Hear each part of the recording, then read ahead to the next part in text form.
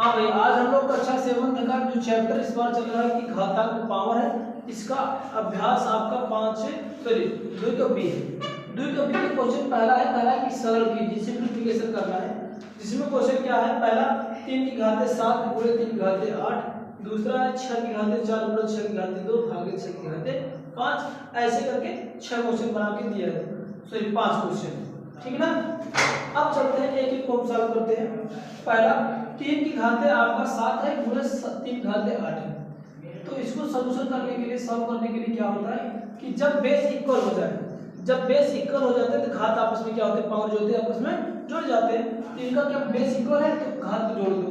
3 की घात 7 धन का 8 तो बराबर होगा 8 7 का 15, तो हो जाएगा 3 की घात क्या हो जाएगा आपका 15। ये इसका आंसर हो जाएगा। एक लाइन का क्वेश्चन है, बहुत सिंपल सा।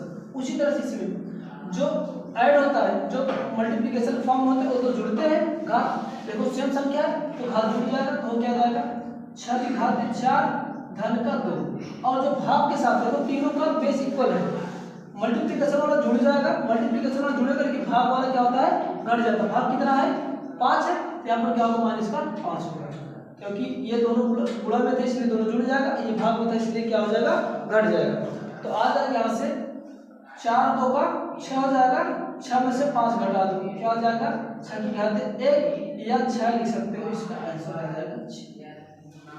बात समझ में आ रही है ना कि जो मल्टीपल फॉर्म में है अगर बेस सबका इक्वल है, मल्टीपल फॉर्म वाले को जोड़ेंगे और जो डिवीजन वाला है उसको क्या करेंगे हम घटा देंगे, ठीक है ना।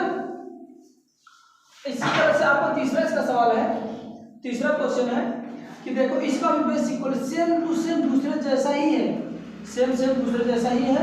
इसका पावर केवल क्या बेस क्या हो गया 5 हो गया, तो इसको भी ऐसे सॉल्व कर लो। जो मल्टीपल फॉर्म में है उनको जोड़ लो, ये 9 जुड़ेगा और ये 4 जुड़ जाएगा, और ये 8 वाला भाग है तो यहाँ पर माइनस का 8 कर दो। चलो घटा दो, 9 4 कितना हो जाएगा 13, 13 माइनस का 8 घटाओगे तो 8 5 का 13 आ जाएगा, ये आ जाएगा 5, बनेगा क्या 5 की घात 5 बन जाएगा, ठीक। सेम वही कंडीशन यहाँ पर भी अप्लाई कर दो। करना क्या है, सेम नंबर है 2/3 है, जब सेम नंबर है तो उसकी पावर क्या होती है हमेशा ऐड हो जाती है। तो हो जाएगा क्या 2/3 की घाते ये 2 और ये दोनों जुड़ जाएंगे तो आ जाएगा क्या 2 की घाते 3 बटे आपका 3 2 का 5 है, ठीक। ये इसका आंसर हो जाएगा। उसी तरह से पांचवें का भी कर लो। देखो सेम चीज है कि सेम नंबर है यानी बेस इक्वल है, तो जो मल्टीपल फॉर्म होते हैं उसके घाते जुड़ते हैं, जो भाग में तो उसकी घाते घट जाती है। इसको लिखेंगे क्या 4/9 की पावर 3 धन का 4, दोनों गुणा में थे, ये भाग में क्या होगा घटेगा, ये 5 घटा देंगे। तो यहाँ पर लिख देते हैं क्या होगा 4/5 ऐसे ही रहेगा, 4 3 का 7 और 7 में से 5 को घटा, 7 में से 5 भी क्या हो जाएगा 2, तो इसका आंसर आ जाएगा क्या आपका 4/9 की घाते 2, ठीक। ये पहला क्वेश्चन था आपका। हाँ, क्वेश्चन दूसरा है, ये भी है सिंप्लीफिकेशन ही सरल कीजिए है, जिसमें पहला क्वेश्चन आपका है क्या कि 15 की घात 8 है पूरे 15 की घात कितना है आपका 12 है भागे 15 की घात कितना है 20 है। पहला सवाल है। इसका दूसरा क्वेश्चन है, ये आप लोग खुद करो, चलो वीडियो को पॉज करके शुरू करो, पढ़ करो, हल करो। दूसरा 25 की घात 3 है गुणे 25 की घात आपका 7 है भागे 25 की घात 10 है। और इसी तरह से आपका इसका तीसरा सवाल है, तीसरा सवाल है आपका, मैं लिख दे रहा हूँ 1/2 की पावर 6 फिर मल्टीपल 1/2 की पावर 3 भागे 1/2 की पावर 8। और इसका क्वेश्चन चौथा जो है कि वो क्या है, चौथा आपका 3/4 की टोटल की पावर कितना है 2 मल्टीपल 3/4 की पावर टोटल 6 है भागे 3/4 की पावर 5 है। चलो इसको सॉल्व करो। इसके पहले वाले जैसे क्वेश्चन की सेम वैसे करना है, करो। जो मल्टीपल फॉर्म है वो दोनों घाते जुड़ेंगी, तो जो भाग में वो घाते घट जाएंगी बेस पे, ठीक है ना। चलो फिर से करो। हाँ चलो, अब आप लोग मैच कराना, आप लोग सॉल्व कर लिए होंगे, अब इसको मैच कराना। चलो बेस तो सबका इक्वल है, तो बेस जब इक्वल है तो बेस को ऐसे डायरेक्ट लिख दो। जो मल्टीपल फॉर्म में, ये दोनों मल्टीपल फॉर्म में, इसका घात 8 है, इसका घात 12 है, ये भाग में इसको घट जाएगा। जो मल्टीपल फॉर्म में वो तो जुड़ेगा, जो डिवीजन भाग में वो घट जाएगा। तो चलो क्या हो जाएगा, 8 12 8 क्या हो जाएगा 20, ये 20 माइनस का 20 बचेगा। अब 20 में से 20 में कितना आएगा भैया 0। और मैंने इसके पहले वाले में बताया था किसी भी संख्या का घात अगर 0 हो जाएगी तो वैल्यू कितनी हो जाएगी में 1। तो इसकी वैल्यू क्या हो जाएगी, दूसरे का पहले का आंसर 1 हो जाएगा। अपना मैच कराओ, अगर पहला क्वेश्चन आंसर 1 आया तो अपन टिक का सही टिक का निशान करेंगे।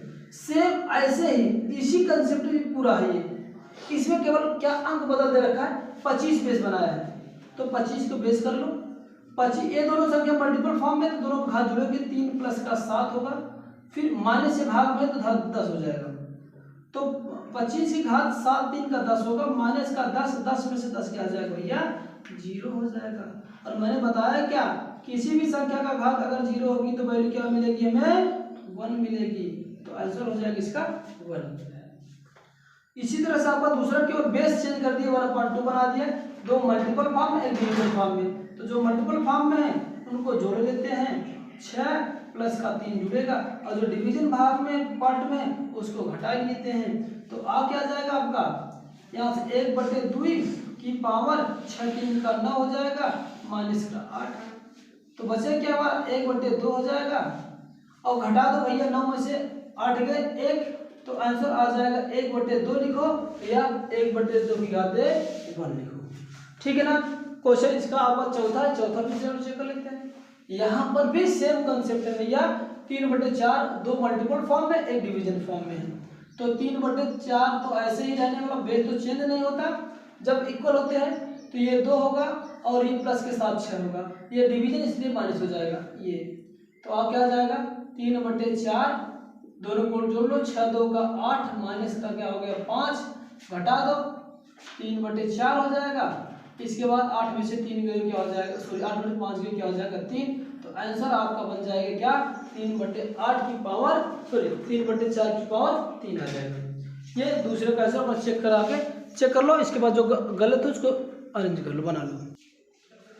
क्वेश्चन तीसरा कह रहा है कि -1 की घात 3 गुणे -1 की घात 2 फिर गुणे -1 की घात 15।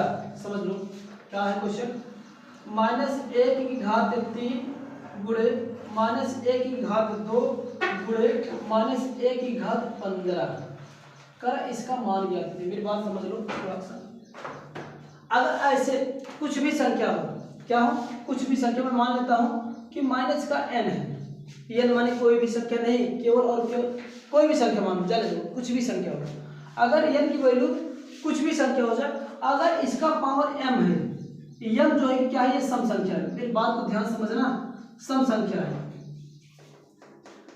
अगर इस तरह से माइनस में कोई संख्या देते उसकी घात अगर सम में लिखा, सम संख्या जानते हो 2 4 6 8 10 में से कोई भी संख्या हो, तब तो वैल्यू, तब इसकी वैल्यू हमेशा पॉजिटिव आएगी, तब केवल धनात्मक संख्या n की वैल्यू जो भी होगी वो आएगी।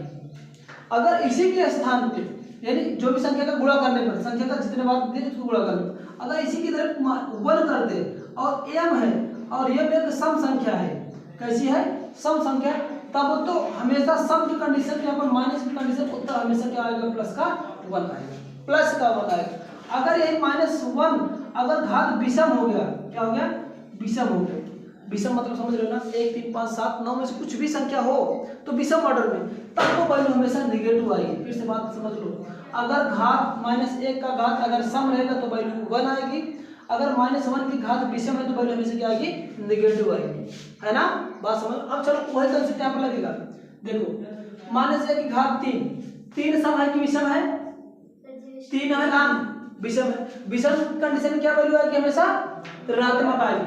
तो यानी 1 की घात -3 की वैल्यू क्या होगी माइनस का 1 आ गई, गुणे -1 की घात 2 सम है कि विषम है, सम है, तो सम कंडीशन आंसर कैसे आएगा प्लस, तो आएगा क्या 1 आ जाएगा, गुणे। अब ये -1 की घात 15 कैसे है, सम है कि विषम है, विषम है, तो विषम की कंडीशन उत्तर कैसे आएगा माइनस का 1, तो माइनस का 1।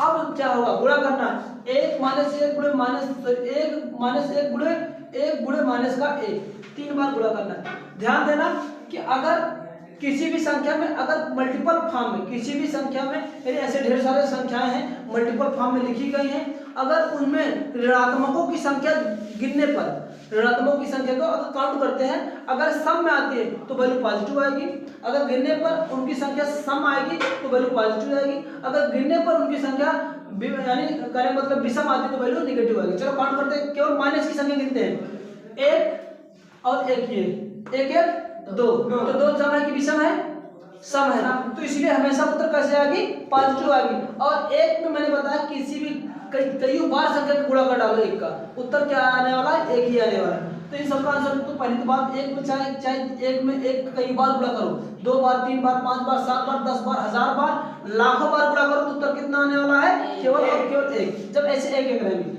तो पक्की बात है 1 में 3 बार गुणा करेंगे, 3 बार गुणा करेंगे तो उत्तर 1 आएगा। मैंने बताया क्या 2 माइनस है इसलिए सम संख्या, इसलिए क्या है उत्तर पॉजिटिव, तो आंसर इसका बन जाएगा क्या भैया, 1 आ जाएगा। बात समझ में आ रही है? क्या था, घात मान लिया, अगर विषम है तो वैल्यू नेगेटिव, अगर सम है तो वैल्यू पॉजिटिव, फिर विषम है तो नेगेटिव। अगर माइनस के वाले टर्म को गिनने पर अगर सम आ रहे तो उत्तर धनात्मक आएगा, अगर विषम बार आए तो माइनस का आएगा। तो यहाँ पर 1 1 2 पॉजिटिव आया था, 1 में कई बार गुणा करो, 1 में कई बार 1 का गुणा कर दो तो वैल्यू 1 ही आने वाली है, इसलिए आ जाएगा 1, उत्तर इसका बन जाएगा आपका 1। पॉजिटिव में आंसर 1 आएगा, ध्यान देना, प्लस और माइनस में गलती मत करना। क्वेश्चन चौथा इसका है, कह रहा है कि माइनस का 49 1 घाते 49 है, फिर भागे है, फिर माइनस 1 की घात 25 का मान ज्ञात करना है। क्या ज्ञात करना है, मान ज्ञात करना। देखो भाग हो से कुछ नहीं मतलब, चाहे भाग हो चाहे गुणा हो, कंसेप्ट यही जो भी मैंने बताया वही कंसेप्ट लगने वाला है। तो चलो इसको सॉल्व करते हैं। क्या इसकी वैल्यू क्या होगी, सम है 49, जो पावर 49 सम है कि विषम है, तो विषम का कंडीशन क्या आता है, विषम का नेगेटिव, तो वैल्यू तो आगे ऊपर वाले की तो -1 पहले की -1 आ गई, कोई दिक्कत नहीं, बीच में भाग लगा तो कोई दिक्कत नहीं। अब दूसरे पे देखो -1 की घात 25 है, सम है विषम, विषम तो विषम में कंडीशन आंसर कितना आता है माइनस के, तो आ जाएगा नेगेटिव, है ना।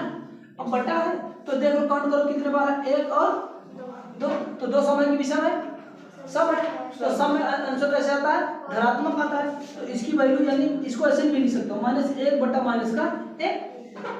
अब 1 1 पर कितने बार, 2 बार है, तो क्या हो जाएगा उत्तर हमेशा आपका क्या आ जाएगा, पॉजिटिव आ जाएगा, उत्तर आ जाएगा आपका 1। या तो ऐसे कर लो, या 1 प्लस माइनस भाग देके क्या होगा प्लस, चाहे ऐसे समझो, चाहे क्योंकि 2 बार था, 2 बार में वैल्यू कैसे आती है, पॉजिटिव आ जाएगा आंसर ये, ठीक है ना। इसको हटा दे रहे है ना। चलो अगला 5वां क्वेश्चन देखते हैं, इसको नोट करोगे।